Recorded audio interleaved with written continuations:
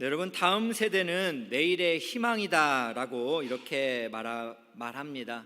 그만큼 다음 세대가 중요하고 다음 세대를 교육하는 것이 바로 우리 한국 교회의 미래이고 또 대한민국의 장래이기 때문에 우리가 다음 세대는 정말 많이 중요하게 생각합니다. 그래서 다음 세대 하면 우리가 기대를 많이 하기 때문에 우리의 설레임의 대상이기도 합니다.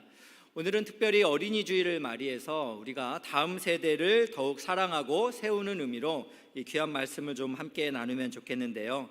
목회자들 가운데에 현대 목회에서 가장 요즘 어려운 게 무엇입니까? 라는 이런 질문을 하면 그 중에 46%가 다음 세대의 교육 문제다라고 이렇게 대답을 합니다. 그만큼 다음 세대 교육 문제는 정말 심각하고 쉽지가 않습니다. 왜냐하면 시대가 너무 빠르게 변하기 때문에 그런 것 같아요. 그렇다 보니까 우리 요즘의 시대 아이들은 불편해도 재미있으면 선택하는 시대입니다. 불편해도 재밌는 걸 선택하고 재미가 하나의 이들의 키워드가 된 거예요. 그러다 보니까 진지한 거 별로 좋아하지 않습니다. 교회 학교에서 또 진지하게 예배하고 훈련해야 된다, 좀 질서를 가져야 된다, 이런 거 하면 우리 아이들이 별로 좋아하지 않습니다. 그래서 이렇게 이야기를 한답니다. 어디서 진지국 끓이는 소리가 들리는데? 라고 말한다. 그러니까 선생님들이나 사람들이 좀 진지하게 좀 신앙 얘기를 하려면 어디서 진지국 끓이는 소리가 들리는데? 이러면서 회피한다는 거죠. 그래서 이렇게 교회 학교도 재밌어야 된다는 것을 강조하는 거예요. 그러다 보니까 이들은 말을 줄여서 말하는 걸 좋아합니다. 솔까말, 솔직히 까놓고 말해서 뭐 이런 말들이에요. 듣보잡, 듣도 보지도 못한 잡것들, 뭐 이런 얘기를 하는 거죠. 쩐다, 뭐 어쩔 TV, 뭐 남아공이 남아서 공부해라 이거래요. 네, 열폭, 열등감이 폭발하다, 뭐 이런 건데 우리 애들이 이렇게 막 줄여서 말하고 재미를 강조하는 이 시대에 우리가 참 복음을 담아서 설명하는 게 여간 쉽지가 않은 시대를 살고 있습니다. 여러분, 요즘 교육계에서는요, 인구 절벽으로 인해서 벚꽃 피는 순서대로 문을 닫는다, 이런 말이 있죠. 그래서 수도권에서부터 먼 아래까지 이렇게 문을 닫게 될 것이라는 이런 이야기입니다. 이것은요, 교회 학교에서도 매우 심각한 이야기예요. 국민일보에 따르면요, 지방의 교회 학교는 처참하게 무너지고 있다고 합니다. 강원도 양양이라는 지역은요, 10년 전에 비해서 교회 학교의 90%가 사라졌대요. 여러분, 우리가 양양 지역 잘 알잖아요. 교회 학교가 10년 전에 비해 90%가 사라졌대요. 철원군에서 목회하던 한 사역자는 자기의 고등학교 학생을 이웃 도시로 이렇게 보냈대요. 그랬더니 애들이 다시 돌아왔어요. 왜 그래요? 그 교회에 중고등부가 없기 때문에. 여러분, 이것이 우리의 현실입니다. 한국 10대 선교회 YFC의 김상준 목사님은 국민일보와의 인터뷰에서 이렇게 말했습니다. 청소년 복음화율이 3%이다. 청소년의 복음화율이 3%라는 거예요. 요즘은 0%를 향하고 있다라고 이렇게 주장을 했다는 거예요. 그러니까 우리가 라떼는 말이야라고 말하면서 우리 교회 학교를 바라보는 그런 시선을 가지면 안 될 것입니다. 여러분, 생각해 보세요. 우리 청소년들이, 신앙인들이 3%라면 하나님을 모르는 불신앙 친구들이 97%라는 거죠. 여러분, 우리가 싸움에서도 뭐 18대 1로 싸웠다 그러면 굉장히 잘했다 그러잖아요. 우리 청소년들이 신앙의 세계에서 어떤 전투를 하는 것입니까? 97% 대 3%를 사는 거예요. 그러니까 우리가 보면은 32대 1로 우리 청소년들이 신앙생활을 한다라는 것을 볼 때 여러분, 이게 얼마나 심각한 환경인가, 우리가 어떻게 우리 아이들을 도와줘야 되나, 이런 생각을 하게 됩니다. 오늘은 우리가 자녀 교육의 대헌장이라는 우리 신명기 6장의 말씀을 함께 나누기를 원합니다. 오늘 본문의 말씀은 하나님께서 모세를 통하여서 너희가 가나안 땅에 들어가고 그 가나안 땅의 이방 문화를 그렇게 접할 때에 이방 신들을 섬기지 않고 하나님을 믿는 백성으로서 너희가 하나님을 사랑하고 또 하나님의 말씀을 가르치라라는 내용이 오늘의 그 핵심의 메시지입니다. 그래서 쇠마 들으라라는 이 말로 통해서 쇠마 교육으로 우리에게 잘 알려져 있는 말씀이죠. 오늘 우리는 본문의 말씀을 통해서 우리가 다음 세대를 위한 자녀 교육을 어떻게 해야 되는가 한 두 가지 살펴보기 원하는데, 첫 번째는 먼저는 부모 세대가, 우리의 기성 세대가 말씀을 보물처럼 소중히 여겨야 한다라는 것이에요. 여러분, 이전에도 한번 말씀을 드린 적이 있습니다. 어느 어머님이 목사님이 신방을 해오니까 내가 성경을 평소에 잘 읽는다는 것을 자랑하고 싶어서 초등학생 딸에게 말했대죠. 얘야, 엄마가 평소에 자주 읽는 것 좀 가져와라. 우리 초등학교 아이가 뭐 가져왔다고 그래요? 성경이 아니라 판매 카탈로그를 가져왔다는 거잖아요. 그래서 엄마가 이거를 보고 통닭 시켜주고 짜장면 시켜줬다는 거죠. 여러분의 자녀에게 여러분이 한번 물어보세요. 엄마가 평소에, 아빠가 평소에 자주 보는 거, 사랑하는 것 좀 가져와 봐라. 그럼 뭐 가져올까요? 성경일까요? 스마트폰. 네, 아멘이 나오셨는데 감사하게 스마트폰을 많이 가져오지 않을까라는 생각이 듭니다. 어느덧 우리가 가장 사랑한 것이 스마트폰의 어떤 정보가 아닐까요? 이것이 너무 심해져 가지고 가정에서도 부부간의 대화가 사라진 지 오래고, 또 자녀하고 마주하면서 식탁 교제를 하면서도 유튜브를 보는, 스포츠의 기사를 보는, 여러분, 이것이 우리의 일상이 되어버린 것은 아닐까요? 그렇다면 우리 아이들을 어떻게 가르치고 도와줄 수 있겠어요? 우리 하나님은 우리를 너무나 잘 아십니다. 그래서 아이들에게 자녀 교육하기 전에 먼저 우리에게 명령하신 게 있어요. 그게 오늘 말씀 6절입니다. 오늘 내가 내게 명하는 이 말씀을 너는 마음에 새겨라. 이 말씀은 말씀들이라는 원래 복수입니다. 하나님이 전하는 이 말씀들을 부모 세대인 너희가 먼저 마음에 새기라는 거예요. 그렇다면 여러분, 여기서 새기다라는 말의 의미는 무엇일까? 이것은 마음에 두다라는 의미를 가지고 있습니다. 그렇다면 여러분, 우리가 마음에 두는 것들이 어떤 거예요? 소중하게 생각하는 것들을 마음에 두지 않습니까? 그래서 이 말을 잘 풀어보면 우리 부모 세대가 하나님의 말씀을 보물처럼 소중히 여겨서 먼저 부모 세대가 마음에 깊이 담아두라는 거예요. 그렇게 말씀을 사랑하여 보물처럼 깊이 담아둘 때 삶을 통하여서 우리 자녀들에게 가르침을 할 수 있다라는 것이죠. 여러분, 우리 부모 세대는 우리 사랑하는 다음 세대를 가르쳐주고 도와줘야 됩니다.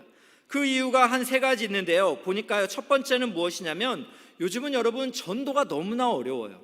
그래서 어떤 부모가 그러더라고요. 요즘은 목사님 전도하기 어려우니까, 교회에서 자꾸 전도하라고 하니까 전도는 어렵고 아이라도 한 명 잘 낳아서 신앙인으로 키워야 될 거예요 라고 이렇게 깜찍하게 말씀하신 분도 있었습니다.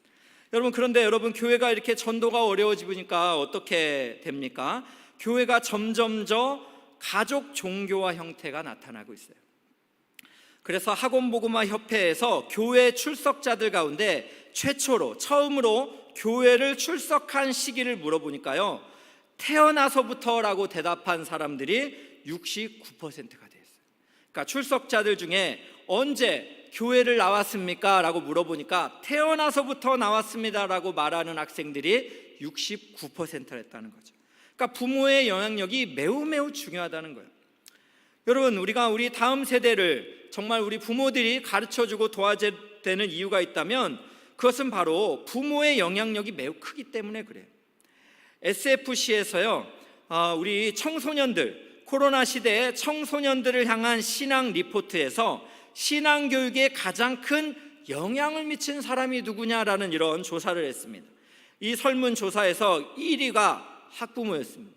학부모의 퍼센트가 38.7%. 네, 부모의 영향을 가장 많이 받아서 신앙교육을 하고 있다는 거예요. 그리고 2순위가 무엇이냐면 학생 자신이다. 17.6%를 대답했습니다. 그리고 3순위가 담임 목사가 나왔어요. 담임 목사. 저도 깜짝 놀랐는데요, 14.8%라는 거예요. 담임 목사가 이 정도 영향력 있는 것을 가지고 있으면 담임 목사와 교회가 얼마나 우리 아이들의 신앙교육에 영향을 주는가 생각해 볼 수 있죠. 담당 교역자가 4순위였습니다. 14%.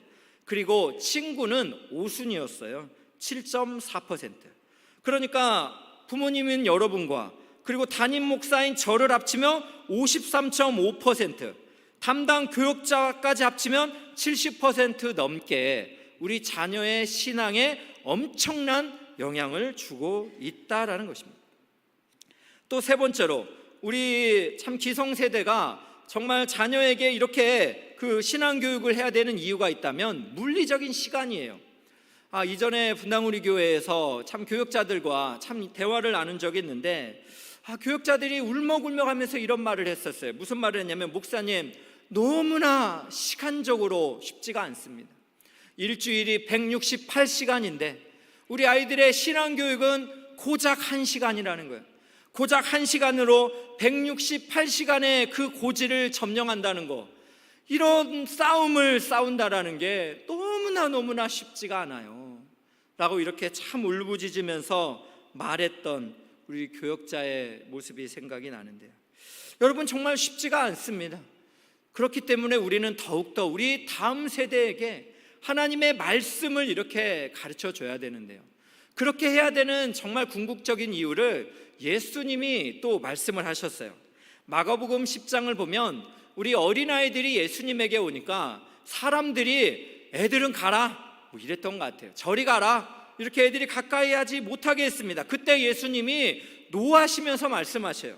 그 말씀이 마가복음 10장 13절 14절인데 한번 보겠습니다. 그러나 예수께서는 이것을 보시고 노하셨다 그러잖아요. 제자들에게 말씀하셨다. 어린이들이 내게 오는 것을 허락하고 막지 말아라. 하나님 나라는 이런 사람들의 것이다. 내가 진정으로 너희에게 말한다. 누구든지 어린이와 같이 하나님 나라를 받아들이지 않는 사람은 거기에 들어가지 못할 것이다. 여러분, 교회 학교는 노키즈존이 아니에요. 우리는 아이들이 어떻게든 교회 학교에 오도록 적극적으로 그들에게 권하고 또 그들에게 가르쳐야 합니다. 아이들이 오지 못하는 것을 막을 때 예수님이 노하시잖아요. 그러면 사실 말씀이잖아요. 누구든지 어린아이와 같이 하나님 나라를 받아들이지 아니하면 거기에 들어가지 못한다는 거예요. 예수님의 말씀 안에는 어떤 것이 담겨 있습니까? 우리가 주로 어린아이들 하면 의존적인 그러한 존재를 많이 생각하잖아요. 그러나 오늘 본문에서 예수님이 말하는 이 어린아이 가치라는 것은 수용성을 말하는 거예요. 어린아이들이 그렇게 가르침을 받는 수용성이 크지 않습니까? 이렇게 큰 수용성으로 하나님 나라를 받아들이지 아니하면 하나님 나라에 들어갈 수 없다라는 것을 우리에게 말씀하고 있는 것입니다. 이 부분을 메시지 성경은 이렇게 번역했습니다. 오늘 14절 말씀인데요, 너희가 하나님 나라를 아이처럼 단순하게 받아들이지 않으면, 아이들처럼 정말 수용성이 크게 단순하게 받아들이지 않으면 절대로 그 나라에 들어갈 수 없다라고 이렇게 말씀하고 있습니다. 그렇습니다. 우리 아이들은 수용성이 커요. 우리가 조금 어른만 돼도 뭔가 이렇게 정보가 있으면 이게 진짜인가 거짓인가 이렇게 분별합니다. 이것을 믿어도 되나 믿으면 안 되는가 우리가 분별합니다. 그러나 아이들은 어떤 아이들이에요? 수용성이 커요. 부모가 가르쳐 주는 대로, 선생님들이 영향력을 주는 대로 아이들이 그대로 받아들여요. 그러기 때문에 이 어린 아이들을, 우리의 다음 세대를 우리가 적극적으로 가르치는 일에 힘써야 한다는 것이에요. 권성수 교수님이 쓰신 책이 있습니다. 책 제목이 독특한데요, 자녀 속의 거인 깨우기. 이 책 제목에서 많은 것을 우리가 연상할 수 있겠죠. 자녀들 속에 있는 거인을 깨우라는 것입니다. 그런데 이 책에서 저자는 이런 말을 합니다. 이 세상은 성경과 세상 간의 생각의 틀 안에서 엄청난 전투가 벌어지고 있다, 이런 말을 했습니다. 그러니까 우리의 머릿속은 세계관의 전투의 현장이다라고 이렇게 말하는 거예요. 우리의 다음 세대 역시 마찬가지입니다. 그들의 생각의 틀, 머릿속에는 여러 가지 세계관의 전쟁이 일어나고 있다는 거예요. 그래서 한 6가지를 말했는데요, 자녀들의 전투 중인 6가지 세계관은 무엇이냐면, 첫 번째는 무신론이에요. 하나님이 없다라고 말하는 세계관인 거예요. 하나님은 없어서 우리는 창조가 아니라 진화되었다, 빅뱅 이론이다, 이런 얘기들 하고 있잖아요. 또 무엇입니까? 두 번째는 과학주의입니다. 과학이 하나님이 없다고 입증했다라는 거예요. 여러분, 과학은 하나님의 창조된 피조물 아닙니까? 과학을 통해 우리가 발견하는 거지 어떻게 우리가 과학이 창조자를 입증할 수가 있겠어요? 말도 안 되는 이야기 하는 거죠. 세 번째는 다원주의입니다. 모든 길이 똑같이 유효하다는 거예요. 모든 종교는 다 하나라고 말하는 이 거짓된 가르침에 아이들이 속고 있고 아이들이 영향을 받다 보니까 예수 믿는 것, 예수의 유일성을 움츠려 들고 있다는 거죠. 네 번째는 무엇입니까? 인본주의예요. 인간은 하나님이 필요 없다라는 이런 세계관입니다. 다섯 번째는 상대주의입니다. 당신에게 진리가, 내게는 진리가 아니다라는 거예요. 진리가 어떻게 변할 수 있겠어요? 여섯 번째입니다. 쾌락주의입니다. 나를 행복하게 하는 것은 무엇이든지 좋다라는 세계관이에요. 여러분, 이러한 여섯 가지 세계관이 성경적인 세계관과 치열한 전투를 벌이고 있는 것, 그것이 바로 우리 아이들의 머릿속이라는 거예요. 여러분, 우리가 아이를 낳고 세상에 내보내는 게 얼마나 두려운 시대입니까? 혹시나도 누구가 어떤 사람이 우리 자녀들에게 뭔가 해를 가할까 두려워하지 않습니까? 그런데 정작 중요한 우리 아이들의 생각이 이런 치열한 전투의 현장 속에서 우리가 살펴본 것만 해도 한 6가지가 되는데, 이러한 6가지 세계관이 우리 아이들의 성경적인 세계관을 이렇게 침범하고 있는데, 여러분, 우리가 두려움을 느끼지도 않고 있고 우리 아이들을 그렇게 이런 세계관 안에서 전투 중인 것을 우리가 넋놓고 바라보고 있는 것은 아닐까요? 여러분, 우리 아이들을 우리가 도와줘야 됩니다. 정말 도와줘야 됩니다. 그러기 위해서는 우리 부모 세대가 이 성경적인 세계관, 이 성경의 말씀을 우리가 마음속에 보물로 생각하고 그 마음으로 우리가 말씀을 사랑하고 주야로 묵상해야 한다는 것이에요. 참 몇 주 전에 만났던 저희 성도님이 이런 이야기를 하셨어요. 우리 성도님이 외국에서 신앙생활을 처음 할 때 그 교회 담임 목사님이 성경책에다가 이렇게 이름을 써서 선물로 줬대요.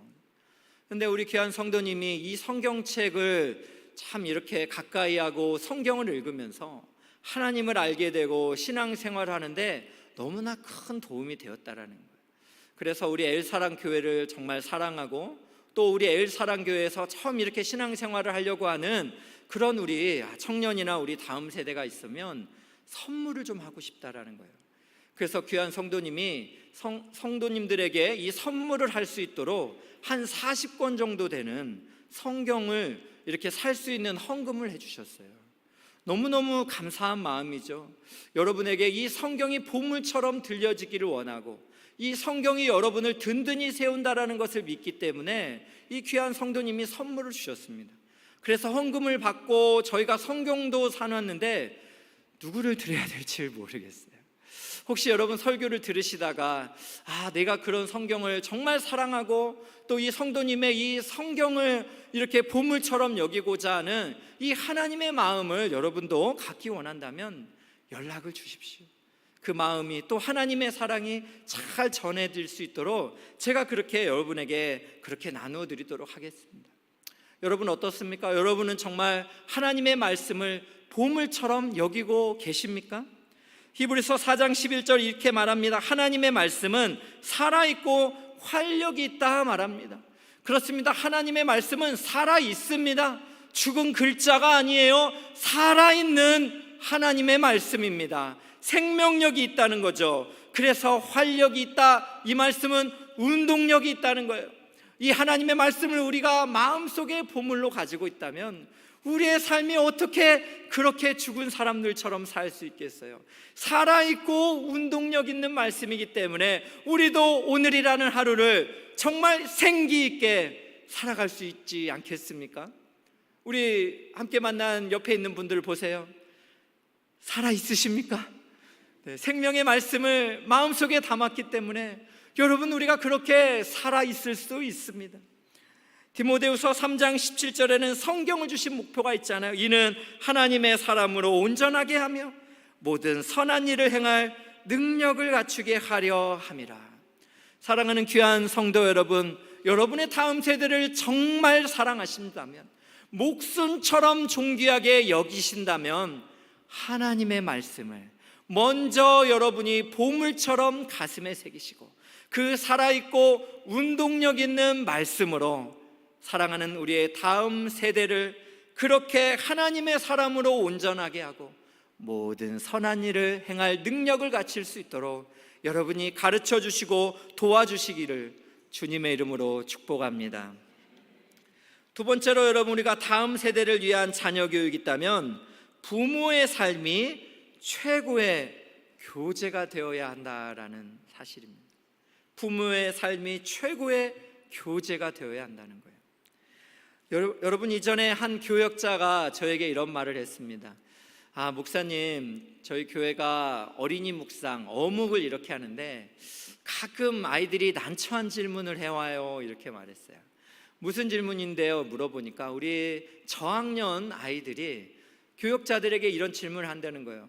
전도사님, 저도 어묵하고 있는데 엄마 아빠가 안 가르쳐줘요. 이렇게 말을 한다는 거예요. 너무 귀엽죠? 정말 안 가르쳐줬는지 잘 모르겠지만 그 이야기를 들을 때 어떻게 참 도와줘야 될까라는 생각이 많이 들었습니다. 여러분, 우리의 아이들 하나님의 말씀을 배우고 싶어 합니다. 여러분, 우리 아이들의 심중에는 여러분 하나님이 허락하신 빈 공간이 있잖아요. 그래서 세상에서 재미를 찾고 뭔가 의미 있는 일을 찾아보지만 찾지 못해서 방황하는 아이들이 많아요. 그래서 우리가 아이들을 볼 때에는 이 아이도 하나님을 갈망하고 있구나, 이 하나님을 갈망하는 인생이 정말 되기를 원하는 마음으로 우리도 우리 아이들에게 말씀을 가르쳐주고자 하는 그러한 노력을 우리가 시도해야 됩니다. 그래서 우리 하나님께서 오늘 말씀 7절에서 9절까지 이렇게 말씀하셨어요.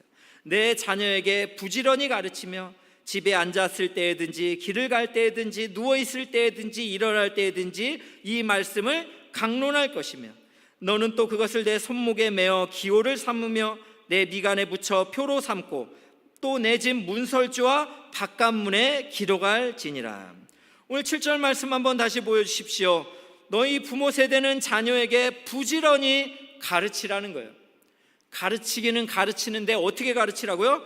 부지런히 가르치라는 거예요. 우리 하나님은 우리가 부지런히 가르치지 않을 것을 너무나 잘 알고 있었던 것은 아닐까라는 회개의 마음이 들었습니다. 그렇다면 여러분, 부지런히 가르치다라는 말은 무엇입니까? 히브리어 동사로는 샤난이라는 동사인데 이것은 바로 반복과 되풀이를 뜻합니다. 그런데 이 되풀이는 어떤 의미를 포함하냐면 그냥 단순히 반복하는 것이 아니라 설명과 해설을 통한 상세한 가르침이에요. 이 되풀이라는 것은 무엇이냐면 설명과 해설을 통한 상세한 가르침이라는 거예요. 그러니까 부지런히 가르치라라는 것은 우리 자녀들을 향해서 설명과 해설을 통한 상세한 가르침을 반복해서 열성적으로 가르치라는 거죠. 그래서 여러분, 어떻게 열성을 다해야 됩니까? 오늘 말씀 7절을 보니까요, 집에 앉았을 때든지 길을 갈 때든지 누워있을 때든지 일어날 때든지 말씀을 가르치라는 거. 이것은 뭡니까? 전 생활관으로, 전 생활의 영역 속에서 하나님의 말씀을 가르치라라는 것입니다. 그리고 오늘 말씀 8절 9절도 볼게요. 또 손목에 메어 기호를 삼어라. 뭡니까? 손목에 메어서 타인이 잘 보이게 하라는 거예요. 또 미간에 붙여서 표를 삼아라. 이마에 붙여가지고요, 우리 아이들이 잘 볼 수 있도록 하라는 거죠. 그러니까 손목에 붙이고 이마에 붙였다라는 것은 이 말씀을 삶 속에서 살아내라는 거죠. 우리의 삶이 우리 아이들에게 그렇게 살아있는 교육으로 진행되기를 원하는 것입니다. 그래서 내 집의 문설주, 문 양쪽에 있는 기둥이죠. 그리고 바깥문, 성읍의 문을 이야기합니다. 집을 오가든지 성읍을 오가든지 우리의 삶을 통하여서 우리의 다음 세대에게 하나님의 말씀을 부지런히 반복적으로 가르치라라고 말씀하고 있습니다. 그렇습니다. 우리의 모습이, 우리 아이들에게는 삶의 교재입니다. 그래서 이전에 김악연 목사님이라는 분이 있습니다. 이분이 임종을 하시면서 자녀들에게 이런 말을 했어요.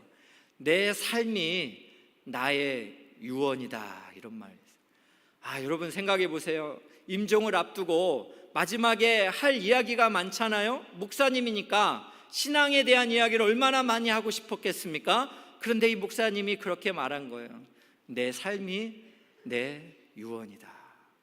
여러분 그렇습니다. 우리 다음 세대에게 우리의 삶이 그들에게 정말 전하고 싶었던 그런 유언과도 같은 그런 삶이 되기를 간절히 소망합니다.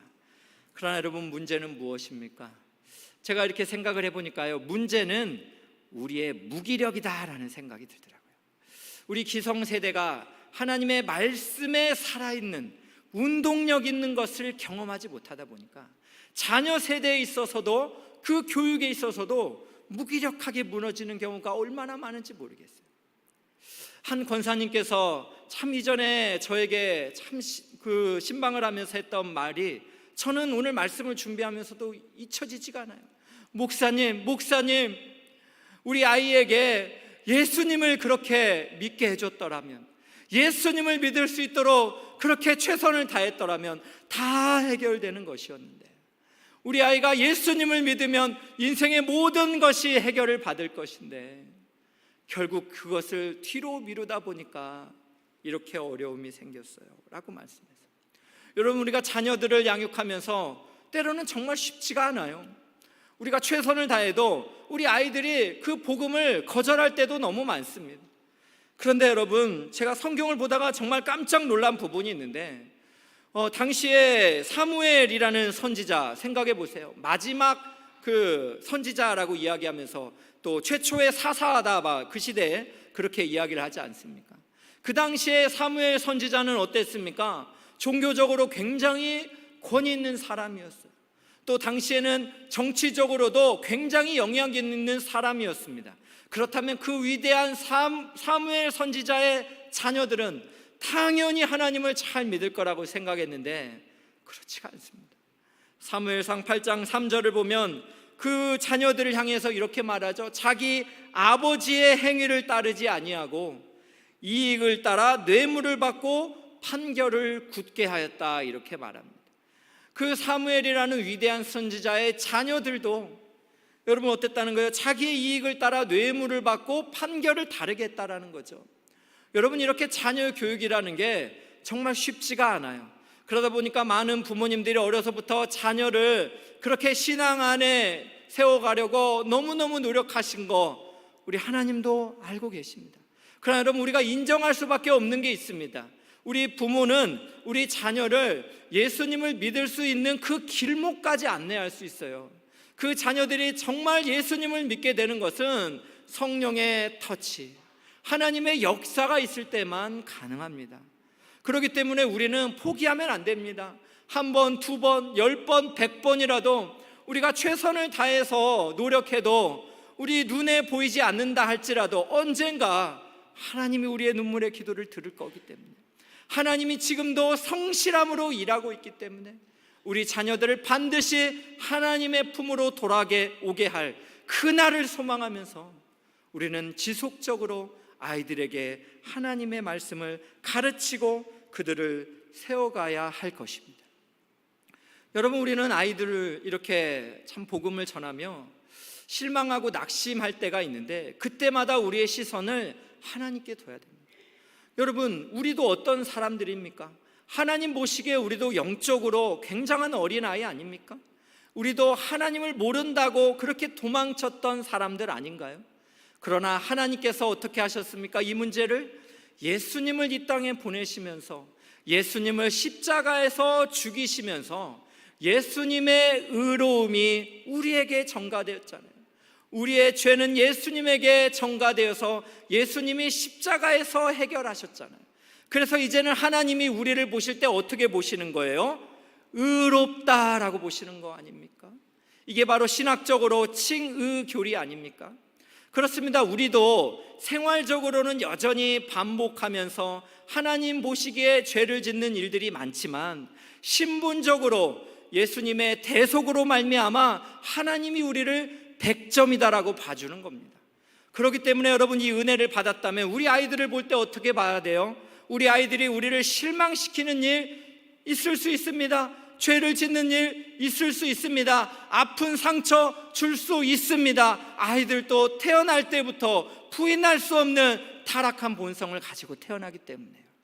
그렇다면 우리가 그 아이들을 바라볼 때 우리도 하나님의 은혜를 받은 자로서 우리 아이들에게 100점 주고 시작하십시오. 우리 아이들에게 100점을 주고 언젠가 하나님이 역사하시는 그날 우리 아이들도 그렇게 하나님을 예배하면서 이 부모의 마음을 알아줄 그날이 있을 것이다. 이런 소망을 가지고 우리가 지속적으로 우리 아이들을 가르치고 또 우리 아이들을 세워가는 일에 최선을 다해야 할 것입니다.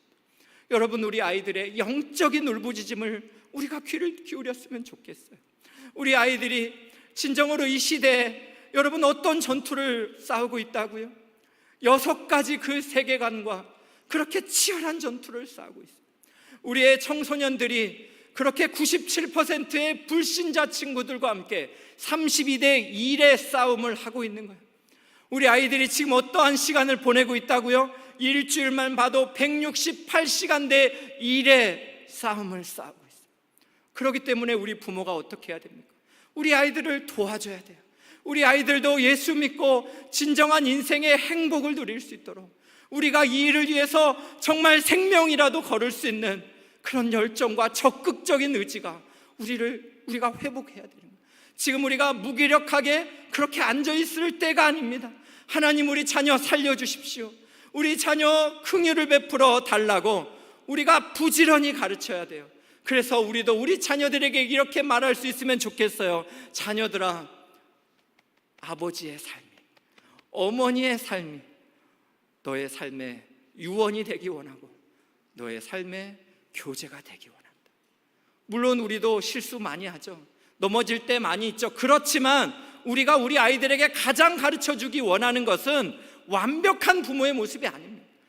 넘어지더라도 쓰러지더라도 하나님 믿고 다시 일어서는 법. 인생 살면서 눈물 흘리는 일, 가슴 쓰라리는 일 있지만 하나님 여전히 우리 사랑하신다. 그러니 우리 하나님 믿고 다시 일어나자. 이런 사명으로 우리가 아이들을 그렇게 가르쳐주고 세워갈 수 있기를 주님의 이름으로 축복합니다. 저는 오늘 말씀을 마치면서 그리스에는 어떤 한 조형물이 있다 합니다. 그 조형물의 그림을 한번 준비해 봤는데 한번 보시기 바랍니다. 이 특이한 조형물은 이름이 있습니다. 여러분 한번 들으시면서 이 조형물의 이름이 무엇인지 생각해 보세요. 내가 벌거벗은 이유는 사람들 눈에 잘 뜨게 하기 위함이고, 내 앞머리가 무성한 이유는 사람들이 나를 보았을 때 쉽게 붙잡기 위함입니다. 내 뒷머리가 대머리인 이유는 내가 지나간 후 다시는 나를 잡지 못하도록 하기 위함이다. 내 어깨와 발에 날개가 있는 이유는 그들 앞에서 최대한 빨리 사라지기 위함이다. 여러분, 이 조형물 아래 기록되어 있는 이 글, 나의 이름은 과연 무엇일까요? 무엇일까요? 이 이름은 바로 기회입니다. 여러분, 기회라는 단어를 한번 다시 보세요. 내가 벌거벗은 이유는 사람들 눈에 잘 뜨게 하기 위함이고, 내 앞머리가 무성한 이유는 사람들이 나를 보았을 때 쉽게 붙잡기 위함이며, 내 뒷머리가 대머리인 이유는 내가 지나간 후 다시는 나를 잡지 못하도록 하기 위함이고, 내 어깨와 발에 날개가 있는 이유는 그들 앞에서 최대한 빨리 사라지기 위함이다. 나의 이름은 기회이다 라고 이렇게 말하는 거예요. 여러분, 자녀 교육 지금도 늦지 않았습니다. 우리 아이들을 살리는 영적인 골든타임 바로 지금입니다. 오늘 바로 이 시간이 우리 아이들을 하나님의 사람으로 세울 수 있는 최고의 온타임입니다. 그렇기 때문에 우리에게 주어진 이 기회를 우리가 붙잡읍시다. 그리고 우리 다음 세대에게 우리의 신앙의 유산을 우리가 삶으로 그렇게 물려줍시다. 이런 마음을 다해서 잠언 22장 6절을 우리가 큰 목소리로 함께 읽고 우리 오늘 설교를 마치도록 하겠습니다. 함께 읽겠습니다. 시작. 마땅히 행할 길을 아이에게 가르치라. 그리하면 늙어도 그것을 떠나지 아니하리라. 이런 소중한 삶을 사시는 여러분들 되시기를 주님의 이름으로 축복합니다. 오늘 이 시간 우리의 무기력 가운데 성령이 함께 하시면 우리의 자녀들은 예언할 것이요 청년들은 환상을 보고 아비들은 꿈을 꾸게 될 줄로 믿습니다. 우리 부모 세대, 우리 기성 세대 꿈꿔야 됩니다. 우리 자녀들 가르치고 세워야 합니다. 우리 시간 마지막 날에 찬양하며 하나님 앞에 함께 나아가겠습니다. 우리 박수치며 힘있게 찬양합니다. 하나님, 우리에게 성령이여 함께하여 주시옵소서. 함께 찬양합니다. 마지막 날에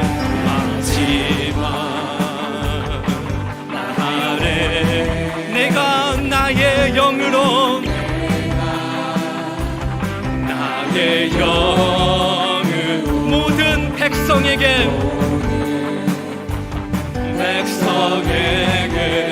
부어주리라. 우리 믿음으로 고백합니다. 자녀들은 예언할 것이요 자녀들은 예언할 것이요 청년들은 아비들은 꿈을 꾸리라. 주의 영이 임하며 자녀들은 예언할 것이요 청년들은 아비들은 꿈을 꾸리라. 주의 영이 성령이여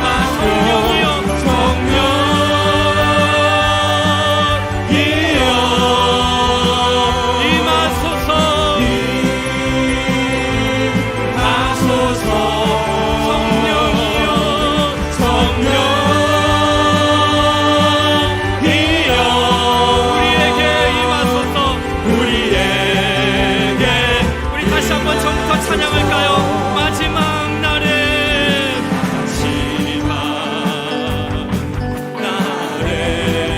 내가 나의 영으로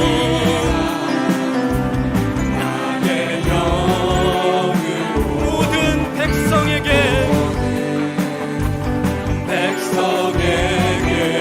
부어주리라. 우리 믿음으로 선포합니다. 자녀들은 예언할 것이요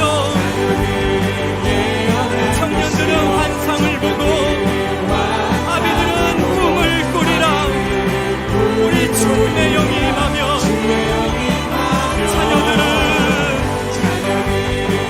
청년들이 환상을 볼 것입니다. 우리의 아비 세대는 꿈을 꿀 것입니다. 꿈을 꾸리라. 주의 영이 임하며 성령이여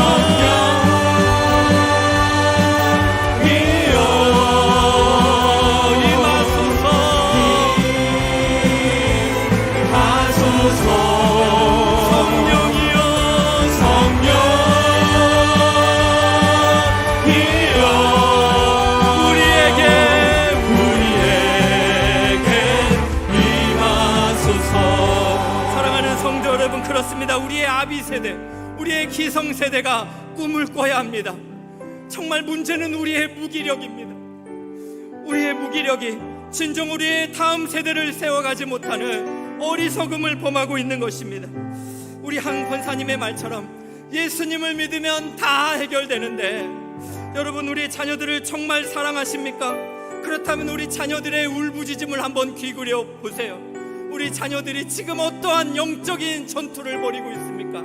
성경적인 세계관 가운데 그들을 위협하는 그 6개, 그 이상의 그 위협적인 세계관, 그리고 저들이 시간적으로 168대 1의 시간을 보내고 있고, 그들이 청소년들 가운데 32대 1로 싸워가고 있습니다. 우리가 도와줘야 됩니다. 우리가 그들을 위해 눈물로 씨를 뿌려야 됩니다. 자녀들아, 나를 위해 울지 말고 너희와 너희 자녀를 위해 울라. 예수님의 목소리가 오늘 우리에게 들릴 줄로 믿습니다. 우리 다음 세대를 위하여 우리 합심하여 우리 한번 같이 기도하겠습니다. 사랑과 은혜가 많으신 하나님 아버지, 오늘 생명의 말씀 가운데 하나님 아버지, 우리는 지금 어디에 와 있는 것입니까? 아버지 하나님, 우리의 다음 세대 아버지 하나님께서 사랑하고 세워가고 또 우리의 천주의 희망이라 말씀하시고 열방의 희망이 되어야 될 우리의 자녀 아버지 하나님, 저들이 이 세상에서 그들의 세계관이 너무나 치열한 전투의 현장에 있습니다.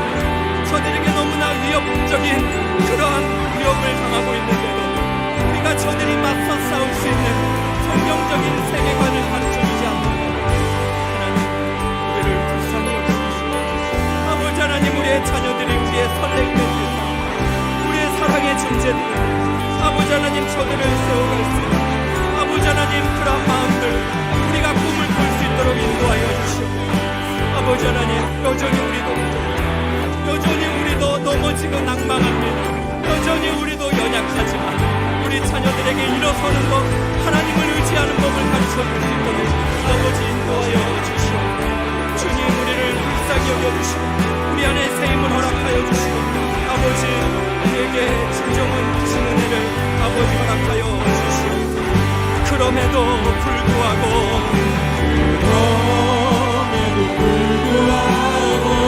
날 사랑하시는 내 하나님의 사랑 나의 모든 걸 넘어 그럼에도 불구하고 날 안아주시는 내 하나님을 부를 때 아버지라고 우리 한 번 더 고백할까요? 그럼에도 불구하고 날 사랑하시는 내 하나님의 사랑이 나의 모든 걸 덮고 그럼에도 불구하고 날 안아주시는 내 하나님을 부를 때 아버지라 부르고 주의 영광 이곳에 가득해 우린 선의 주님과 함께 찬양하며 우리는 전진하리 모든 열방 우리 믿음으로 고백할까요? 주의 사랑 이곳에 가득해 우리는 그 사랑으로 일어서야 합니다. 우리 선의 주님과 함께 찬양하며 우리는 전진하리 모든 열방 우리 믿음으로 고백합니다. 주의 권능 이곳에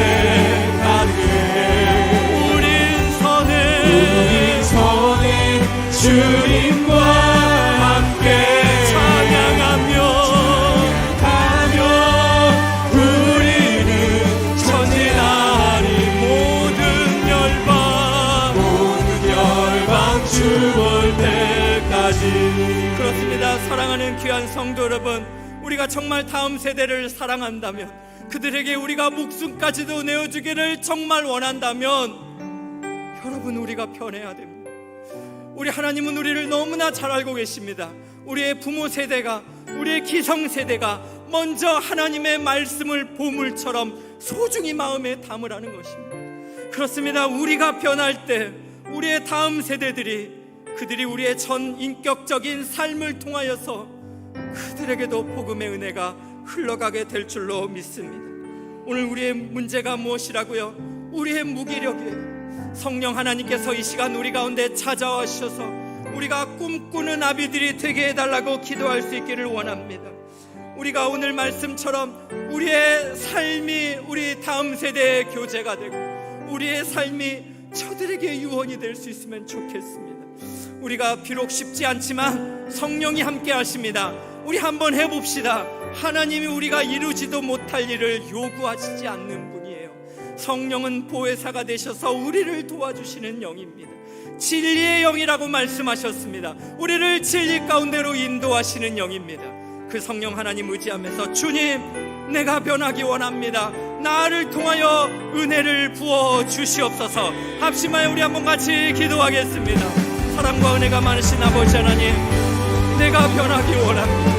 내가 우리 다음 세대를 새롭게 하기를 원합니다. 하나님이 우리에게 기회 주셨습니다.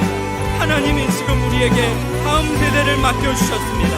우리가 비판하고 그렇게 놀릴 것만이 아니라 우리가 낙심하고 뒤로 물러설 것이 아니라 성령이 우리와 함께 하십니다. 무기력으로부터 살아있고 운동력 있는 생명의 말씀으로 일어서게 하옵소서. 우리의 다음 세대를 정말 사랑한다면 저들을 온전한 사람으로 회복시키고 저들이 모든 일을 갖출 수 있는 능력을 갖출 수 있는 자녀들로 그렇게 세워질 수 있도록 우리가 생명의 말씀을 보물처럼 여기는 신앙이 되게 하여 주시옵소서.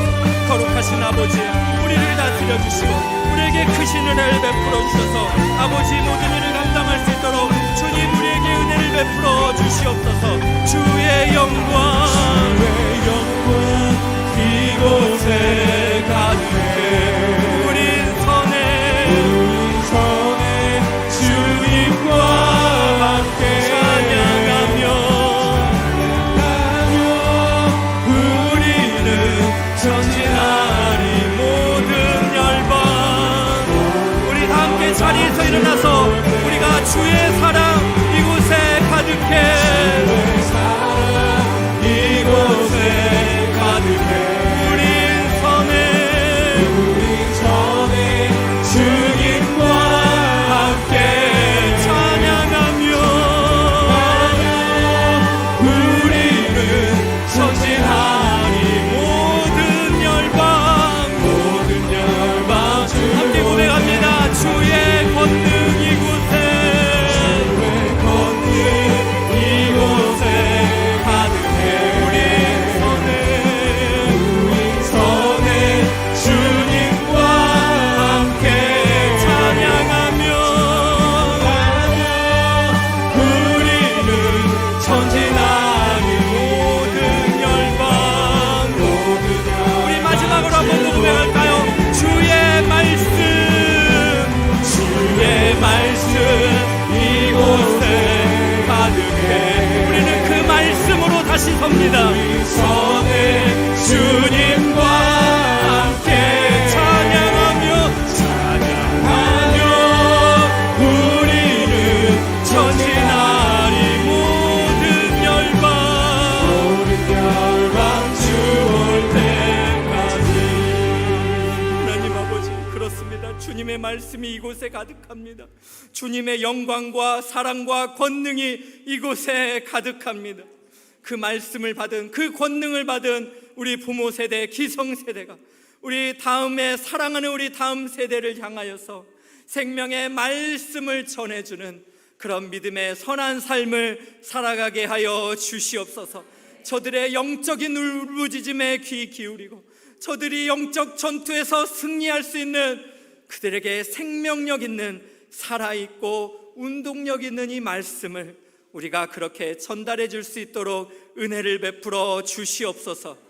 지금은 우리를 사랑하시는 우리 주 예수 그리스도의 은혜와 우리 하나님 아버지의 다음없는 사랑과 성령 하나님의 감동 감화 위로 충만하심의 은혜가 하나님의 말씀을 보물처럼 마음에 담고 사랑하는 다음 세대에게 전해주기를 간절히 갈망하는 예배하는 모든 성도님들과 우리 다음 세대 가운데 지금으로부터 영원토록 함께 하시기를 간절히 축원하옵나이다.